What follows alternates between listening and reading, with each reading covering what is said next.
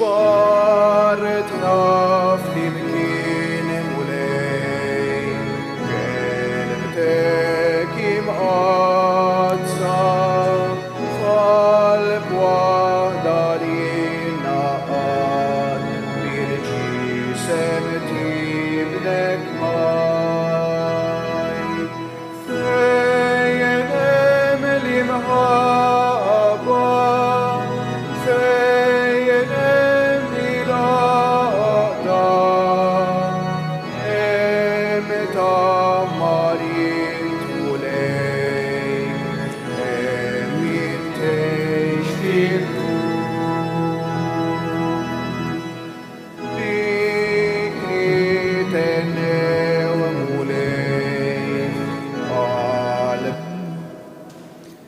Fl-isem tal-Missier u tal-Iben u tal-Ispiritu Santu, il-grazzja ta' Sidna Ġesu Kristu, imħabba tal-Alla u l-għaqda fl-Ispiritu Santu tkun ma'kom il-koll. Eżis ħuti ninsabu fir-rabaħat tal-Eid. Ekku l-liturġija tal-kelma tal-lum tkellimna dwar dan ir-raj tajjeb. Aħna kemm il-darba nħossuna mitlufin fil-ħajja tagħna, nitlu f'diffikultajiet u dejjem inħarsu lejn xaħat li timexxina f'dawn il-momenti. Il-liturġija tal-kelma tippreżentalna l-Ġesu li tant iħobbna u jmexxina anke fi żminijiet diffiċli tal-ħajja tagħna. Għalhekk bi preparazzjoni għal din il-qudisa li llum ser nofruha b'suffraġġju għall-erwieħ tal-familja Ċefaj u Magro, hekk nirrikonoxxu li għandna bżonn l-għajnuna tal-Alla u nitolbu maħfra ta' xi nuqqasijiet li stajna għamilna versu l-proxmu tagħna forsi lejn Alla wkoll.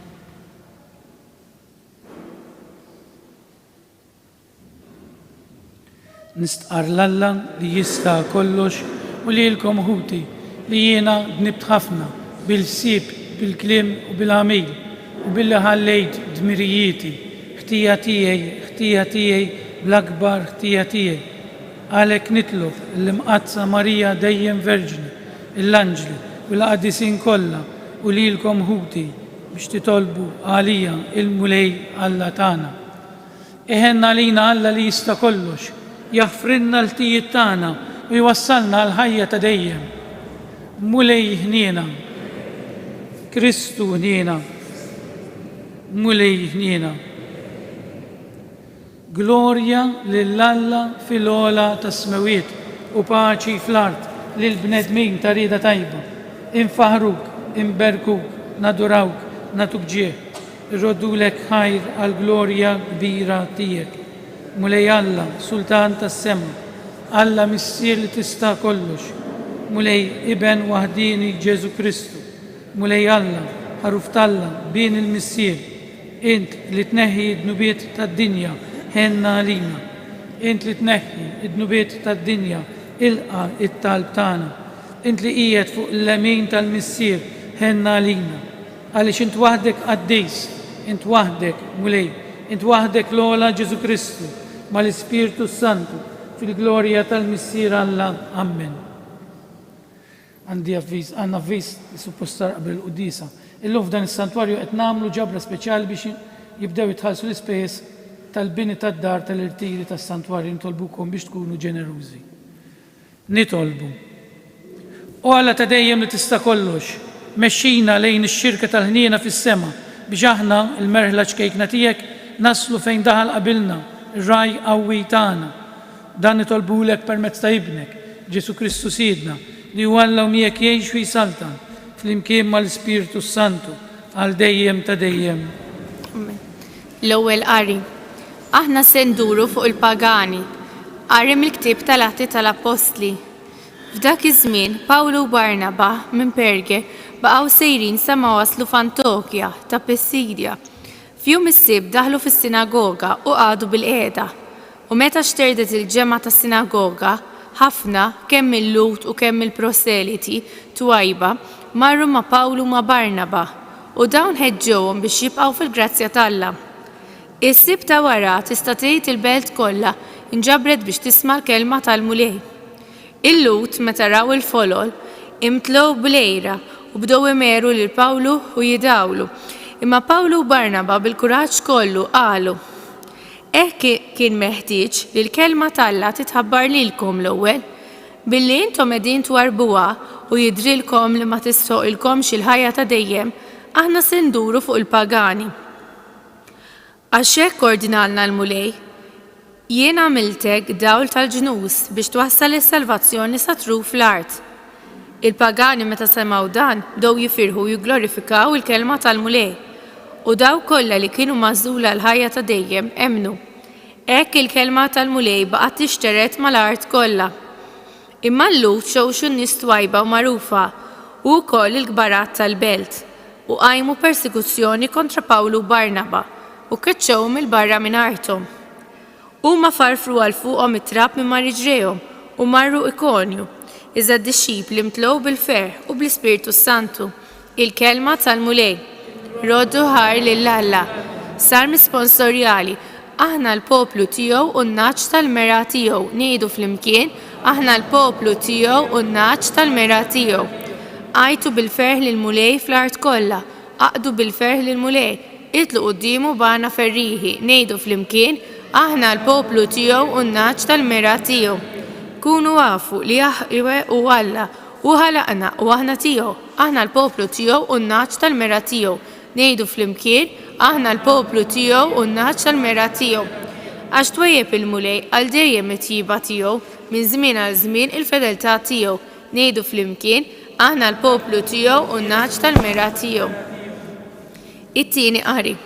Il-ħaruf ikun ir-raj tagħhom u jwassalhom dejn l-ilmijiet tal-ejjun tal-ħajja. Qari mill-ktieb tal-Apokalisti ta' San Ġwanna Apostlu. Jien Ġwanni, ħarist u ara, kien hemm kotra kbira li ħadd ma jista' jgħodda minn kull ġens u tribù, minn kull poplu u irsin. Weqfin quddiem it-tron u quddiem il-ħaruf, lebsin il-biss twal bojot u bil-frijaj tal-palm f'idejhom. U wieħed mixjuh qalli, dawn huma dawk li ġejjin mitħabbit il-kbir u li l-biss tagħhom ħasluhom u bajduhom fid-demm tal-ħaruf. Għalhekk jinsabu quddiem it-tron tal-Alla, lejl u nar jaqduh fit-tempju tiegħu u dak li qed fuq it-tron joħodhom jagħmlu taħt il-kern tiegħu. Ma jbatux aktar ġuħ, anqasax ma jagħmel bihom aktar, ix-xemx ma taħkimhomx u anqas ebda omma. La darba l-ħaruf li hemm f'nofs it-tron ikun ir-raj tagħhom u jwassalhom ħdej l-ilmijiet tal-ejjun tal-ħajja. U Alla jixxuttalhom kull dema minn għajnejhom. Il-kelma tal-mulej. Roddu ħar lill-Alla. Jogħġobkom qumu bil-iqfa l-Evanġelu. Alleluja, alleluja. Jien ir-raj tajjeb jgħid il-mulej, jien nara fin-naċ tiegħi u n-naċ tiegħi jarfu lili. Alleluja.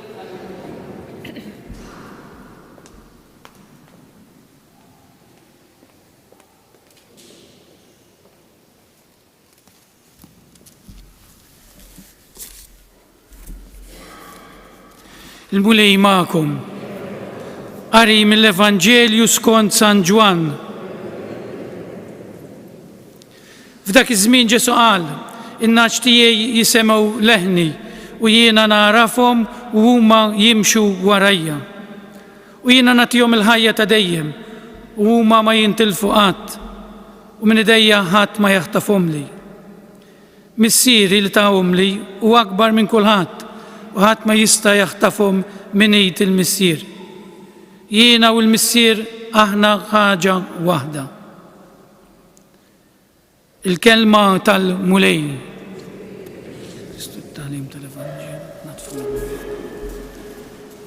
Vanġelu li naqraw kull raba' ħadd tas-sena tal-Eid. Li jitkellem dwar dan ir-raj tajjeb, il-Vanġelu ta' San Ġwan kapitlu 10. Aħna mhux darba jew tnejn fil-ħajja tagħna kif qedtilkom fil-bidu nsibu ruħna f'diffikultà. Diffikultà li nidħlu fiha aħna jew id-destin daħħalna fiha. U Ġesu jgħidilna ħaġa llum fil-Vanġelu, in-naċ tiegħi jisimgħu leħni u jiena narafhom u huma jimxu warajja. Aħna kultant biex nemnu naħsbu li rridu naraw u hawnhekk id-diffikultà u għalhekk ħafna nies forsi ma jemnux għax ma narawx. Pero x'inhi l-aktar importanti f'relazzjoni li nemmnu, li naraw jew li nisimgħu?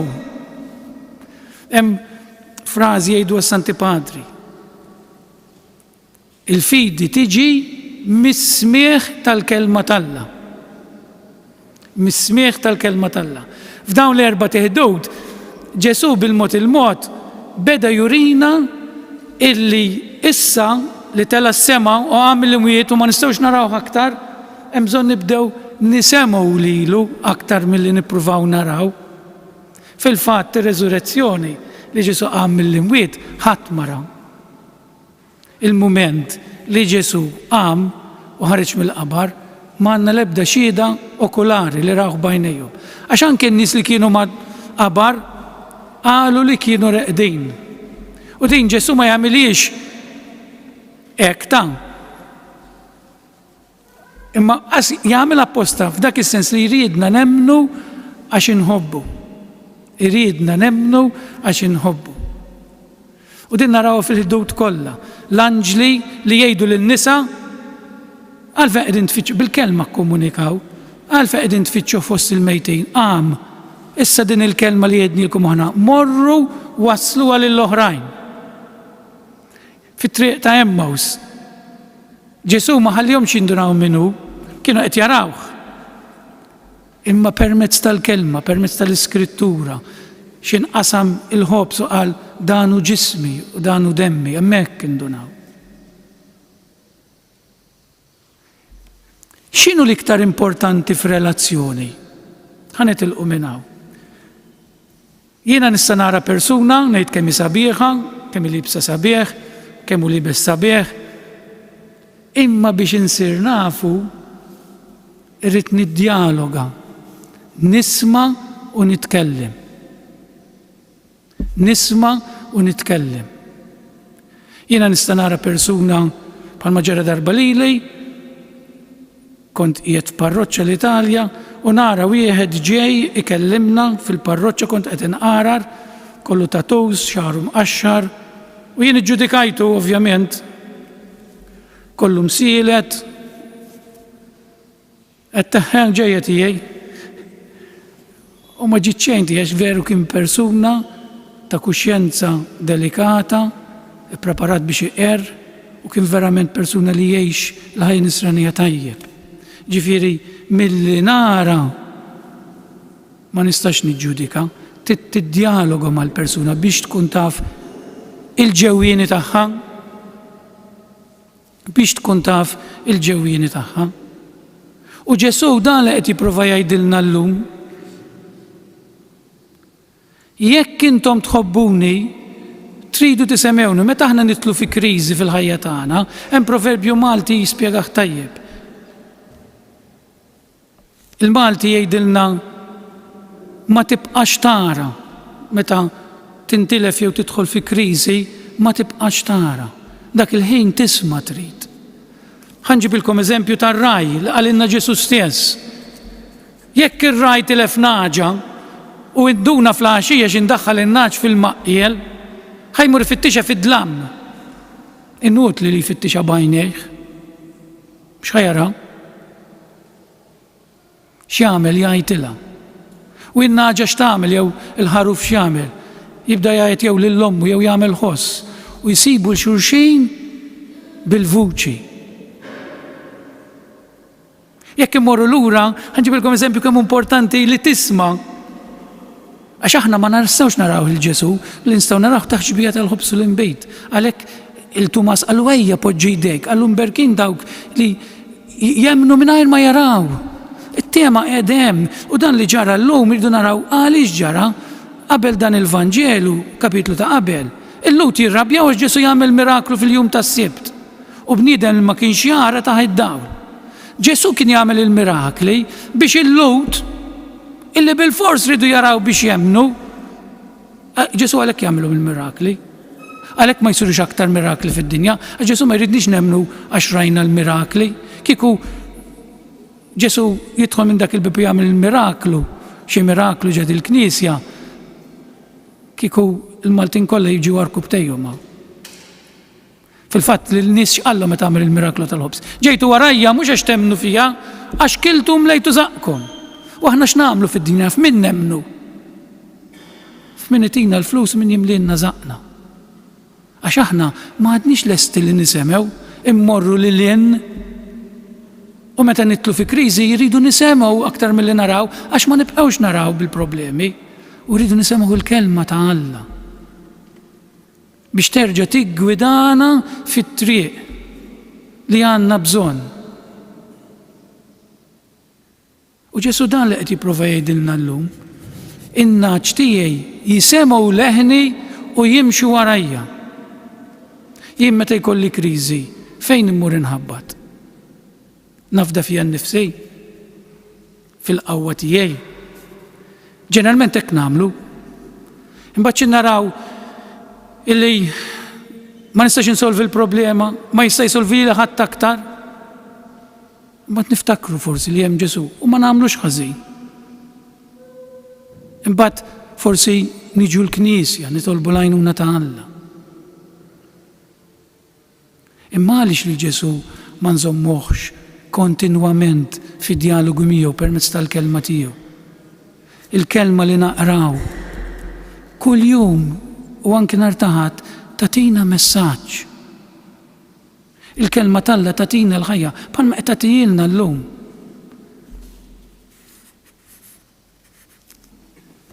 Ħadd ma jħoddli in-naċ minn taħt idejja.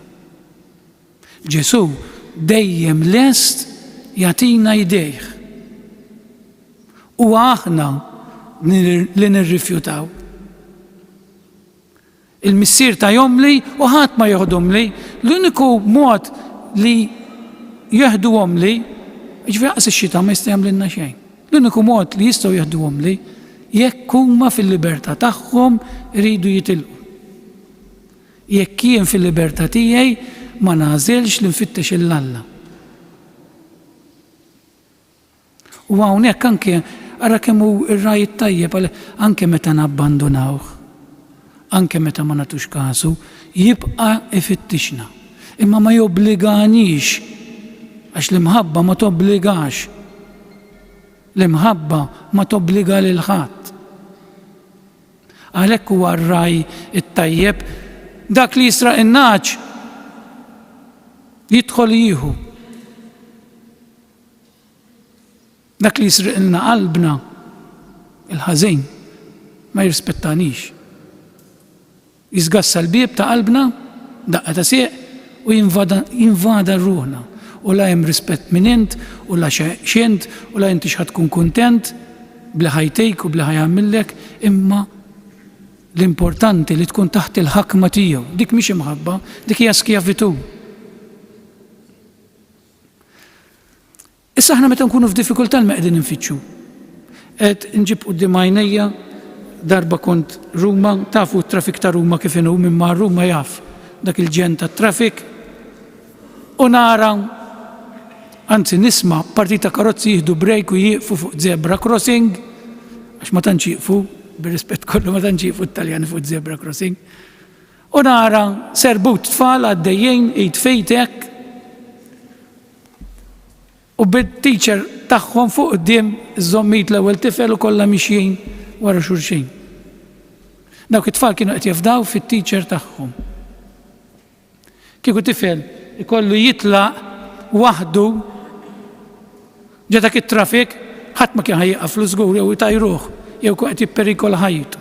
Issa aħna fidejn minn nafdaw ħajjitna meta nħossuna weħedna meta ħajjitna tkun fil-periklu. Nħalluha fidejn ir-raj tajjeb li jmexxina. Dan hu l-ħsieb tal-lum, ta' dan li rrid naqsam magħkom jien llum. Hemm bżonn nerġgħu nibdew nitolbu aktar. Infittxu lil Alla fit-talb ta' kuljum. Ħallejna t-talb għandna ħin għal kollox, ħin għal kollox. U mhux tort tagħna sa barra ta' jiena wkoll ma noqgħodx attent anke ġieli tqum u laqas trozza li bħal wiċċek.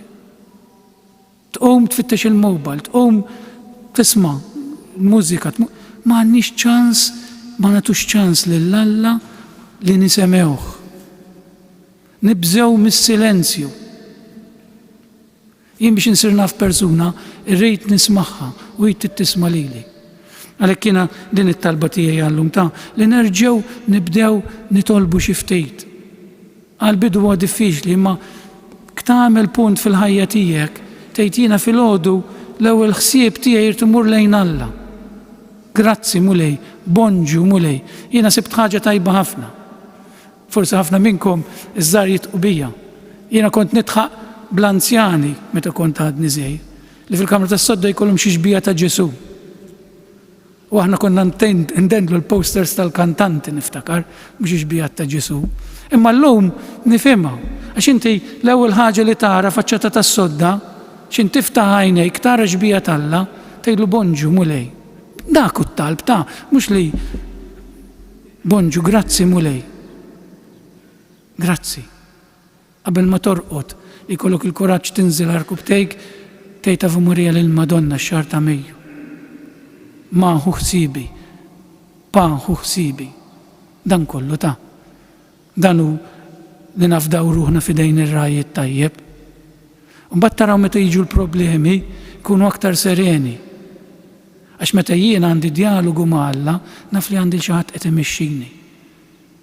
Naf li dak ir-raj lest li jagħti ħajtu għalija, mhux lest ġa ta' ħajtu għalija. Kun infaħħar Ġesu Kristu. Nqumu bil-wieqfa biex flimkien nagħmlu l-istqarrija tal-fidi tagħna. Jiena nemmen f'Alla wieħed, il-Missier li jista' kollox, li ħalaq is-sema u l-art, dak kollu li jidher u dak li ma jidirx. U f'mlej wieħed Ġesu Kristu, mlej Alla,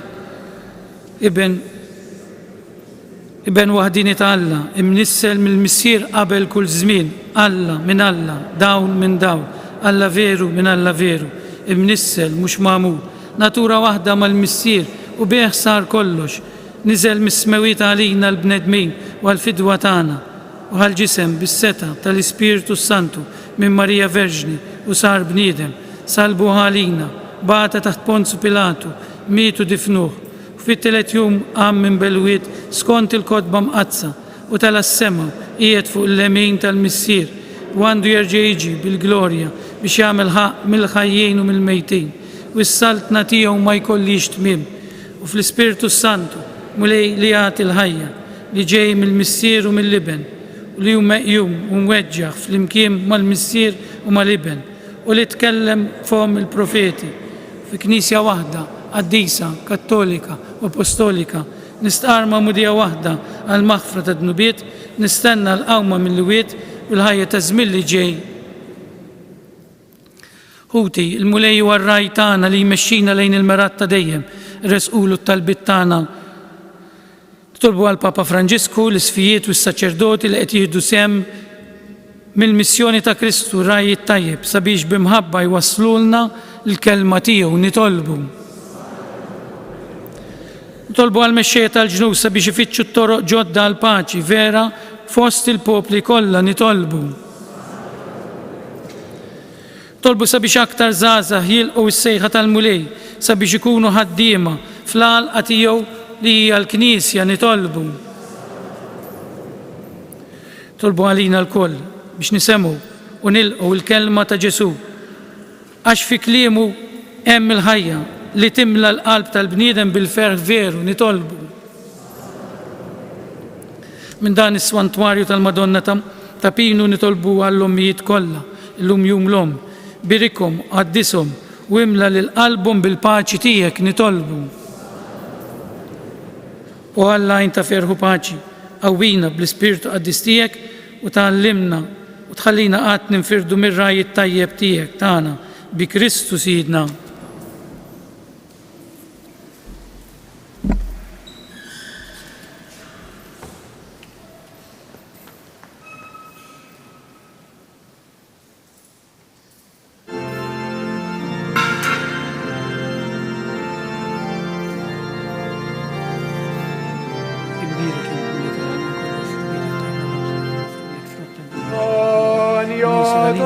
Ferhin semmo frid l-altare ti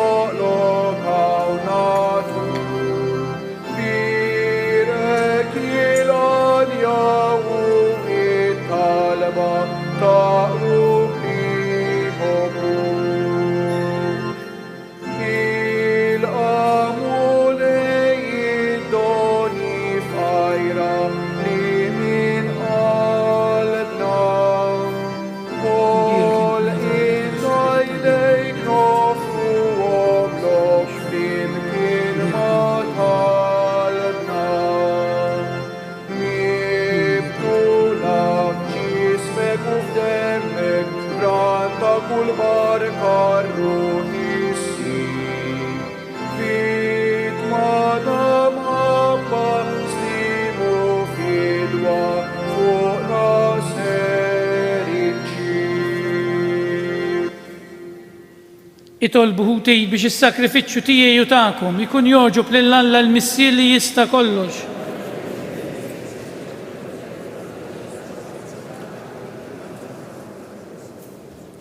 Atina mulej li dawn il-misteri tal-għid iqanqlulna dejjem, għalluna qalbna dejjem, ħalli roddulek ħajr biex il-fidwa li inti tajtna tibqa' taħdem fina bla qiegħda u tkun għalina jintafer bla tmiem bi Kristu Siedna. Mulej magħkom, nerfgħu qlubna l fuq, niżżu ħajr lil mulej Alla tagħna. Sewwa u xieraq tas-sew mulej tajjeb u taġita s-salvazzjoni tagħna li dejjem nistqarru l-glorja tiegħek iżda ferħ akbar inxandruha f'dan iż-żmien li fih ġie sakrifikat Kristu l-ħaruf tal-għid tagħna.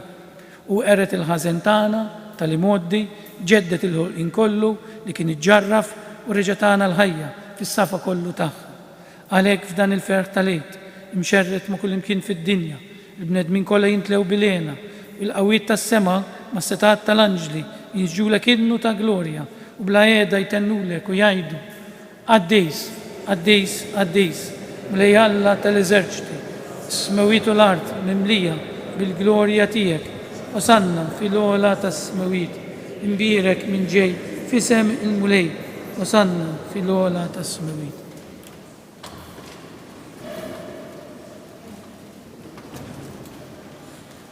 Għaddejs tas-sew int mulej, inti lajn ta' qudusija. Għaddes għalhekk nitolbuk dawn l-offerti bil-barka tal-Ispirtu tiegħek biex isiru għalina l-ġisem u d-dem ta' Siedna Ġesu Kristu li meta kien ser jirnata biex miraj ħibati ħajl ħobs radlek il-ħajr birek qasam ta' li d-dixxipli tiegħu u qal ħudu u kulu il-koll minn dan, għax dan huwa ġismi li jingħata għalikom.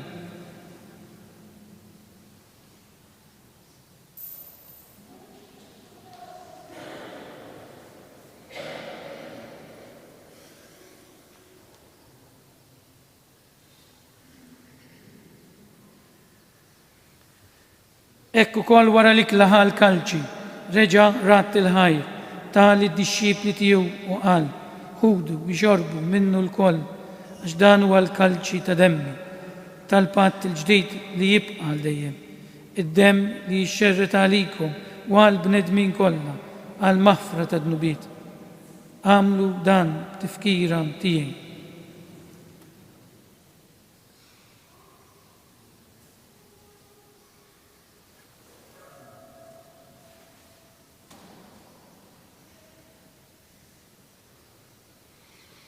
Dan hu il-misteru tal-fidi.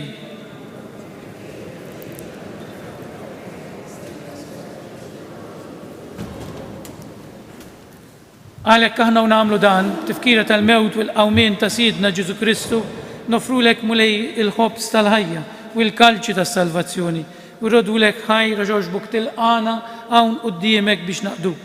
U miċ-ċokon tagħna nitolbu lill-Ispirtu Santu jaqgħadna f'ġisem wieħed li jenna li nieħdu sem mill-ġisem u d-dem ta' Kristu. Ftakar nitolbuk mulej fil-Knisja tiegħek imxerda mad-dinja kollha u taqa' fl-imħabba flimkien mal-Papa Franġisku, mal-Isqof tagħna Anton, mal-isfijiet u l-Ministri kollha tiegħek. Ftakar nitolbuk ukoll fħutna li raqdu bit-tama tal-qawmien. Niftakru llum fl-ommijiet kollha li ħallew din id-dinja u b'mod partikolari wkoll niftakru fl-erweħ tal-familja ċefaj u Magru. Nitolbuk mulej iddaħħalhom quddiemek fid-dawl tas-seb tiegħek. Ħenna lina l-koll nitolbuk, għatililna wkoll il-wirt tal-ħajja ta' dejjem, flimkien mal-Verġni Mqazza u mal-La Marija, mar-raġel ta' San Ġusepp, mal-Apostli u l-qadisin kollha li jgħixu fil-biberija tiegħek sa mill-bidu tad-dinja, għamel magħhom infaħruk u insebħuk b'Ġesu Kristu ibnek. Bi Kristu, ma' Kristu u fi Kristu, jingħata lilek Alla Missier li tista' kollox, flimkien mal-Ispiritu Santu, kull ġieħu glorja għal dejjem ta' dejjem. Ejju l-kol b'qalb sinċira, b'qalb mimlija mħabba, hekk nitolbu talba lir-Raj tagħna, il-Missier tagħna, u ngħidu flimkien: Missierna li inti fis-smawiet jitqaddes ismek, tiġi saltnatek, ikun li trid int kif is-sama hekk ukoll fl-art. Ħobżna ta' kuljum għatina llum, aħfrilna dnubietna bħalma naħfru lil min hu ħati għalina, u la ddaħħalniex fit-tiġrib, iżda ħlisna mid-deni. Ħlisna nitolbuk mulej minn kull deni, għatina fit-tieba u l-ħnina tiegħek il-paċi fi żmienna biex nkunu ħilsa dejjem mid-dnub u imħarsa minn kull inkwiet aħna u nistennew u nittamaw il-għena u l-miġja tas-Salvatur tagħna Ġesu Kristu. Mulej Ġesu Kristu li jett l-apostli tiegħek inħallilkom islim, natikom islim tiegħi, la tħarisx leħtijietna, iżda ħares lejn il-fidi tal-Knisja tiegħek, għatija islim u laqda li inti trid fija, li tgħix wis-saltan għal dejjem ta' dejjem. Il-paċi tal-mulej tkun dejjem magħkom. Natu il-paċi lil xulxejn. Paċi magħkom.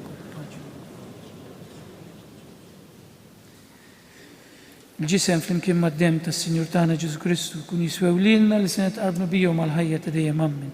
Ħaruf talla li tneħħi d-nubiet tad-dinja ħenna għalina. Ħaruf talla li tneħħi d-nubiet tad-dinja. Ħaruf talla li tneħħi d-nubiet tad-dinja għatina il-paċi.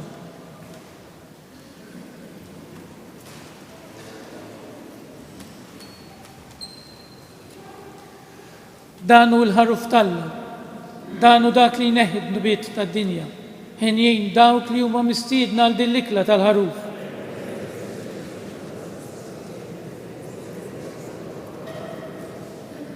Il-ġisem flimkien mad-dem tas-Sinjur tagħna Ġesu Kristu kun jiswew lilna li se netqarbnu bihom għal ħajja ta' dejjem ammin.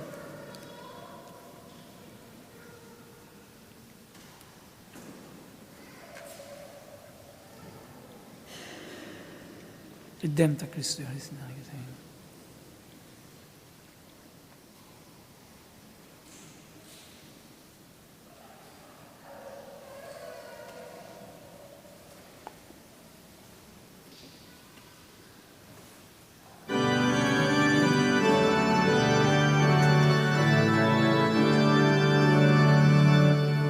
Kristu għammil mewt, Kristu jsalta l-ħaj, Alleluja.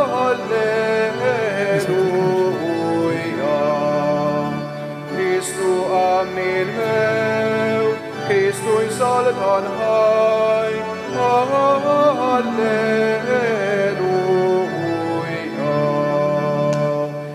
Il-Kristu tal-ħejja jissid wis-sultan, bebi fuq il-mewt qawwietu setan, nannu għalenija, glorja u fonija.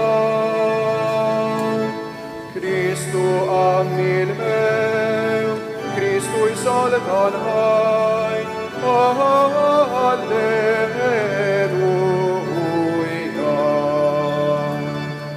Għal-anġlu li jasses il-qamar miftuħ li juri lin-nisa il-post meħedu, nannu għalenija, glorja u fonija. Kristu għammil mewt, Kristu jsalta l-ħaj,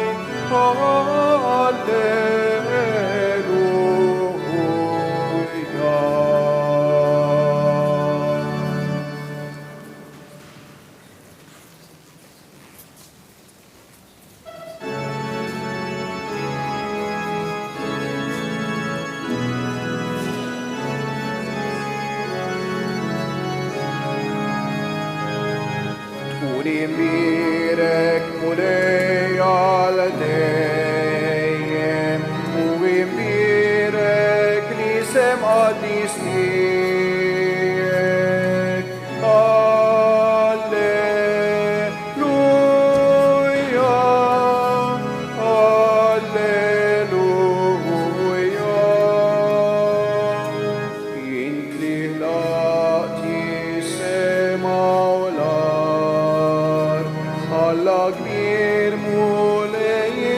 Alaloni, Sultan, Awin, Unin birek mulei, Unin birek mulei al deien, Uin birek risem adisniek,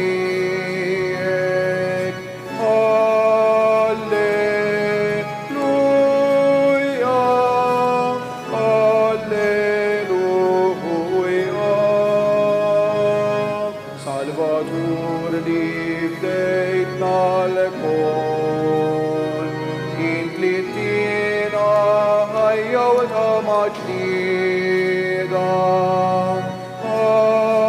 Addis Awin, Unim birek mulei, Unim birek mulei al deien, Uim birek lisem adisniek, Alleluia,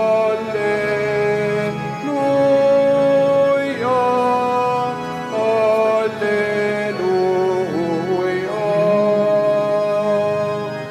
Int mulei nithobna lekol, Hares leina parsa kollahnina, Kollok tiba, Tkunim birek mulei.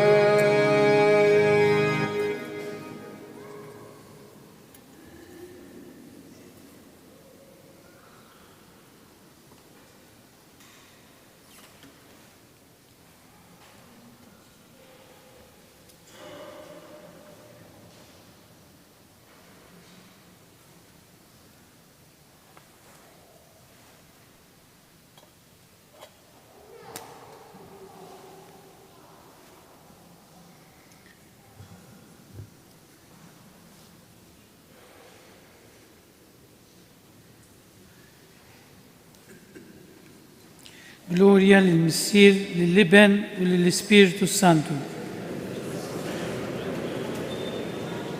Gloria للمسير للابن وللإسبيرتو سانتو. Gloria للمسير للابن وللإسبيرتو سانتو. Nitolbu. Mulej inti r-raj it-tajjeb tagħna, ixħet ħarsa taslim lejn il-merħla tiegħek u qiegħed fil-merat ta' dejjem, in-naċ li fdejt bid-demm għażiż ta' ibnek u li jgħix u jsaltan għal dejjem ta' dejjem. Il-mulej magħkom. Berikkom Alla li jista' kollox il-Missier l-Iben l-Ispirtu Santu. Amen. Morru fil-paċi ta' Kristu. Nawguralkom il-ġurnata tal-ħadd it-tajba.